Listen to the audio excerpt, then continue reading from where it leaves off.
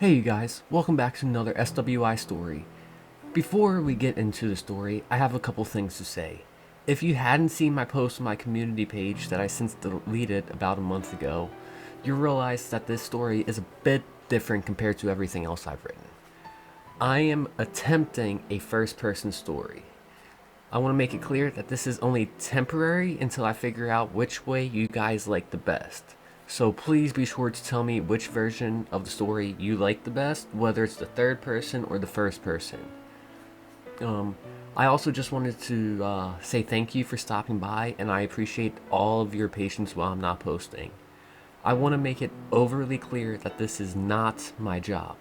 I write and edit my stories on the side of my full-time job, and unfortunately, I do not have the time to be posting weekly, if even monthly. If you want to see more videos of mine and want to try and see me post more often, then go ahead down to the description and join the Patreon, please. I am trying to turn YouTube into my full-time job, but right now it is such a risk that I cannot take. So just be sure to join the Patreon down below if you want to see more videos and help me create higher quality videos. Also, don't be afraid to hit that like button and subscribe, as it tells me that you are enjoying what I post and can expand my videos to a bigger audience. I also want to apologize about the noise in the background you will be hearing. I needed my heater on or else it would be almost freezing in my room. So as we reach the warmer weather, that won't be around anymore, so I apologize for that. I can't fix it for this video, but I did decrease the noise of it a ton, so I just really quickly wanted to apologize for that.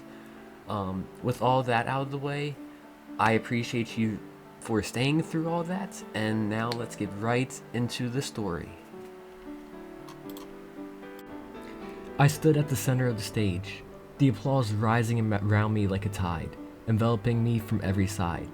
It was as if the very sound lifted me, propelling me forward. My name is Kurt Sumners, and I am a member of the first class of galactic travelers, humanity's first intergalactic explorers. It wasn't always like this. Earth had to change first, and it did so in a way that none could have foreseen. For centuries, we fought amongst ourselves, driven by hatred and division. But something shifted, something momentous. When humankind stopped looking at one another with animosity, when we finally found a common ground, space exploration became more than a dream, it became a priority. But how did Earth unify, you may ask? The answer is simple, and yet layered in complexity. People simply wanted to survive. We were tired of living in the shadows of fear, tired of waking up each day wondering if it would be our last. To understand this, let me take you back between the years of 1900 and 2100. Four devastating world wars ravaged the planet, each claiming hundreds of millions of lives, with some estimates stretching into the billions. Soldiers, civilians, contractors, even children. No one was immune from the threat of annihilation. Whether by the flames of battle or the looming specter of nuclear war, humanity lived on the edge of extinction. And then came the fifth, more insidious war, the one fought within the minds of the people. After the Fourth World War, an epidemic of suicide began sweeping across the globe. By the time it peaked, 30% of the world's population would fall victim to it. The constant fear of nuclear destruction, the overwhelmingly weight of existential dread, drove millions to the brink. It wasn't just that people feared death, it was just that they had begun to believe it was truly right in front of them. The tragedy was compounded by an unsettling pattern: murder-suicides. Much like the desperate acts committed by the Japanese in the closing days of World War II. Entire families were lost, not to war itself, but to the crushing despair of a world on the edge. Fathers, unable to bear the thought of their families suffering through what seemed to be the coming end, chose a more horrifying fate, taking their loved ones with them, believing it was the only way to spare them from the dread that was coming before them. The world was on the brink, and for a while it seemed like there would be no turning back. After what many refer to as the end of the beginning, the world had finally had enough of needless death and destruction.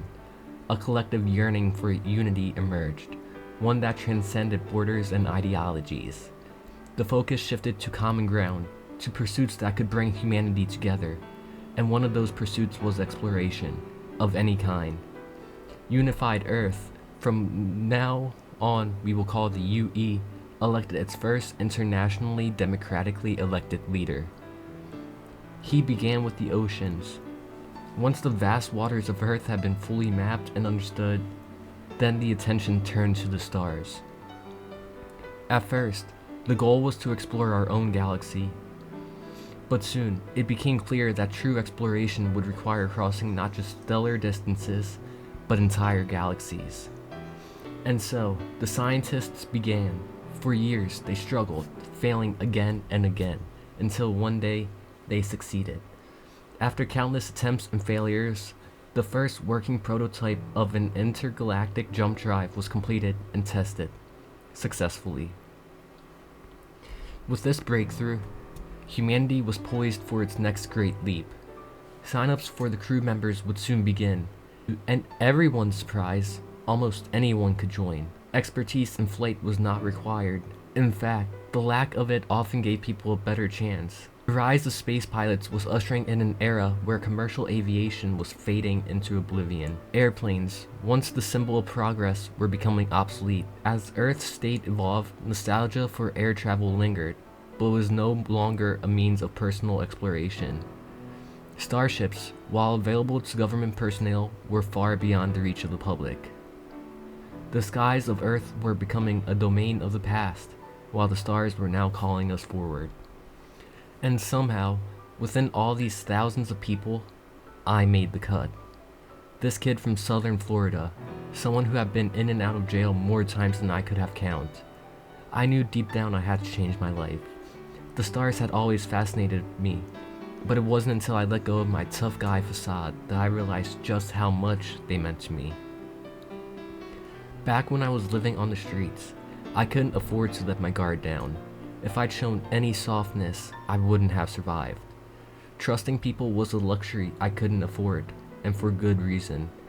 Those who were supposed to care about me never did. My parents dropped me off in an orphanage when I was just 2 months old. I never even had a chance. With my attitude, no orphanage would ever keep me. So by the age of 11, I would end up on the streets of Miami, completely alone. That is, until Victor found me. I was digging through trash when he approached me. From the moment I met him, I knew he was different. He didn't look at me like everyone else did. He didn't see a lost cause. He saw a kid who needed help. He took me in like I was his own son. For the first time in my life, I felt like I had a real family. But of course, I messed that up too. I stayed with Victor for the next 7 years, in and out of jail, with him always there to bail me out. But the last time I got locked up was different. I was an adult now, and this time, he didn't come for me. He left me there to serve my time. When I was finally released, he wasn't there to pick me up. That's when it hit me. I had to change. If I ever wanted to experience real recognition, to build something that I could actually resemble family, I had to turn things around. It's been 6 months since that day, and I haven't heard from Victor since. But I hold on to the hope that one day I'll be able to find him again. Without him, I'm sure I wouldn't be here. He gave me the chance to become someone, even when I didn't believe I could. Out of thousands of applicants, I was just one of 20 chosen for this monumental adventure. How I managed it, I still don't fully understand. I never thought of myself as particularly smart. Sure, I had street smarts, but becoming essentially a space scientist? That was something I never dared to imagine. Yet, here I was standing on the threshold of something surreal. Watching old classics like Interstellar and Star Wars always made space seem like a distant fantasy. But now, the far-off worlds and bold adventures felt more real with each passing day. Today was the day humanity would rewrite history. I inhaled deeply, taking in the mixed scent of hyperfuel and oak wood, a strange but fitting contrast to the industrial world that was rapidly changing. Before me stood my ship, the SG Apophis. It was a state-of-the-art science vessel capable of scanning entire planets, sleek and agile in its design. Yet, despite its advanced capabilities, it was defenseless. No shields, no weapons, it was built for exploration, pure and simple, and was entrusted to us, the pioneers of this mission, with access to technology few would ever see. I ascended the ramp of the ship for the first time, my boots echoing against the metal as I stepped into the unknown. The simulations had prepared me for everything but this. A sense enveloped me, crisp and sterile, something between freshly forged steel and untouched circuitry. It was the unmistakable aroma of the new, of beginnings, of something that had never tasted failure. I busied myself, loading up the food and supplies, hands moving on autopilot. Time warped in my mind, stretching and collapsing all at once, until suddenly, all 20 ships stood poised, ready for departure. A mission plan sat on my console, neatly arranged, deceptively simple. But my eyes caught one glaring truth. I was venturing further than any scientist on this journey, farther than any human ever had. A lump of apprehension coiled in my stomach, cold and tight. Anxiety gnawed at the edges of my mind, whispering of catastrophe, of the infinite void stretching before me, indifferent to my existence. The risks were beyond comprehension, the unknown vast and merciless, but the call was undeniable. It pulled at my soul like a forgotten dream resurfacing, demanding to be answered. And then, through my headset, the voice of mission control severed my thoughts. Final sequence initiated. Countdown commencing. 10. I gripped the controls, the weight of 1,000 rehearsals pressing against my fingertips, but it wasn't the same. The once familiar switches and levers looked foreign, as if I'd never seen them before. 9. My breathing shallowed, heartbeat thundering in my ears. 8. The cold sweat beaded along my spine. My mind screamed for escape, for an exit strategy that no longer existed. 7. Panic surged, electric and wild. What if something went wrong? What if I forgot anything? What if... 6. No turning back. The engines hummed, power coiling like a beast ready to be unleashed. 5. I wanted to scream. I wanted to stop. I wanted... 4. I could hear my heartbeat. It kept on moving. Fast. 3. Too late. 2. Too late. 1. Ignition. And suddenly, instinct took over. My hands moved without hesitation, executing maneuvers that my mind had temporarily abandoned. The ship roared to life, a force unlike anything I had ever known pressing me back into my seat as I pushed the thrust forward. The planet shrank beneath me, the sky unraveling into a glow with the faint glow of distant stars. The anxiety that had gripped me so mercilessly only moments before dissolved into nothingness, as if it never existed. This was where I belonged. This was what I was meant to do. My altitude climbed, past the stratosphere, past the mesosphere, until the last tether to Earth snapped, and I was free, floating in the abyss of eternity. I turned my gaze to the navigation computer, its cold glow illuminating the jump coordinates. Fingers steady now, I adjusted course, aligning myself with destiny. I tested the radio, a tether to the world I was leaving behind. You're good to jump. Godspeed, Kurt. A deep breath, a final glance at the numbers on my screen, and then, with the certainty of a soul answering its calling, I engaged the jump drive. Space folded, the stars blurred, and in the blink of an eye, I was gone. Instantly, a brilliant yellow beam engulfed my ship, crackling like electric currents surging across its metallic surface. My breath hitched as my eyes widened, absorbing the spectacle before me. The simulations had been woefully inadequate. This wasn't just light, it was alive, fluid and hypnotic, weaving intricate patterns across the cabin, casting reflections onto my skin like liquid gold. It was mesmerizing, an ethereal dance of illumination that felt infinite, fitting since this would be my reality for months. The initial awe faded as my mind shifted back to the mission. Everything was in order.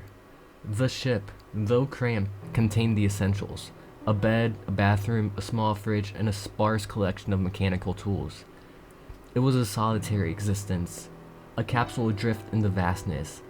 I had my phone, but with no data, it was a lifeless relic. My only other tether to civilization was a video recorder, its lens pointed towards the front of the ship, silently capturing history in the making. The footage I collected could define an era, alter the trajectory of humanity itself. I conducted another radio check-in. The jump hadn't disrupted communications, at least not yet. The further I ventured, the higher the probability that my connection to Earth would be severed. Time stretched, an unrelenting force that made each passing hour feel like an eternity. I occupied myself by tinkering, fixing, adjusting, modifying, but there were limits to how much one could mend in isolation. Months bled together, a cycle of repetition that threatened to erode my sanity.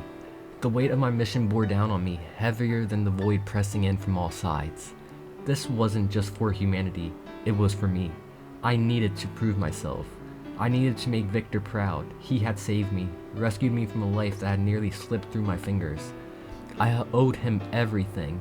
I just prayed I would get to see him again. The radio crackled with distant voices, reports from other ships. They had reached their galaxies. Some even encountered intelligent alien life. The implications were staggering, but with this newfound knowledge came a gnawing dread. The unknown, once a tantalizing allure, morphed into suffocating reality. If I needed help, if I was injured or in distress, I was alone, utterly alone. And if I perished, my body would drift eternally in the abyss, almost certainly never to be recovered. The thought clawed at my mind, but before panic could fully take hold, beeping, a sharp rhythmic time echoed through the cabin. My destination was near. Gripping the controls, I disengaged the autopilot. The ship shuddered as it decelerated, the once blazing yellow glow vanishing, swallowed by an expanse of black. But something was different. The silence wasn't peaceful this time, it was ominous. Then I saw it. A massive gray and blue warship loomed ahead, its structure dominating my vision. Instinct kicked in. I yanked the control yoke, sending my ship into a sharp roll to avoid direct collision. As I stabilized above the enormous vessel, my gaze drifted forward and my stomach lurched. A battlefield. A war raged before me in the vast emptiness of space. I veered away, hoping to avoid entanglement, but the fighters noticed me. They broke formation, adjusting course toward me.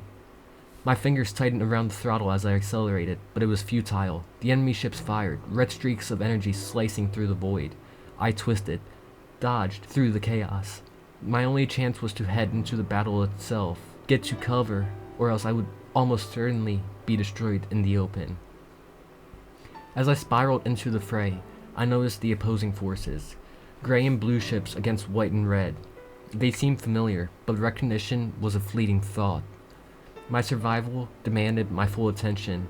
More lasers tore past my ship, each one a near miss, and then a yellow fighter heading straight for me. My heart pounded. This was it. My reckless thirst for adventure had led me to my death. Time seemed too slow.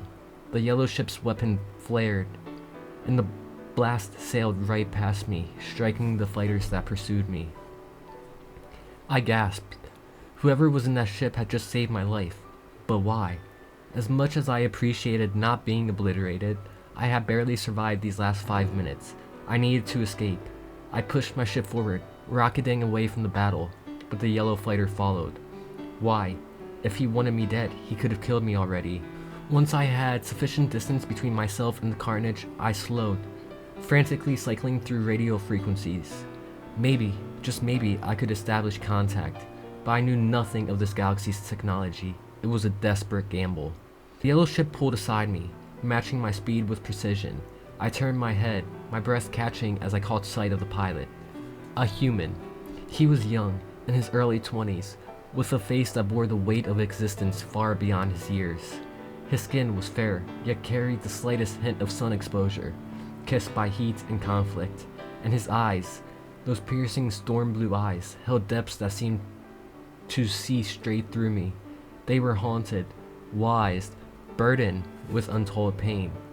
His brow was furrowed, lined with the creases of a man who had fought too many battles, made too many choices.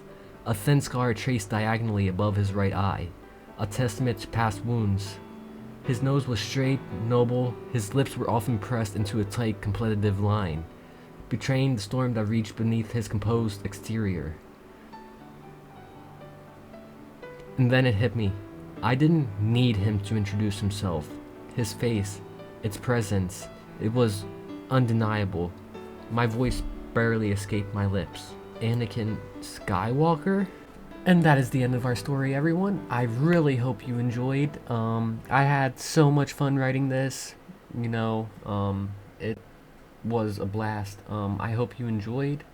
Remember, be sure to go ahead and join my Patreon down below if you enjoyed. That will help me post more and bring you more content. Other than that, I hope you're having a fantastic day, and I'll see you in the next video. So goodbye.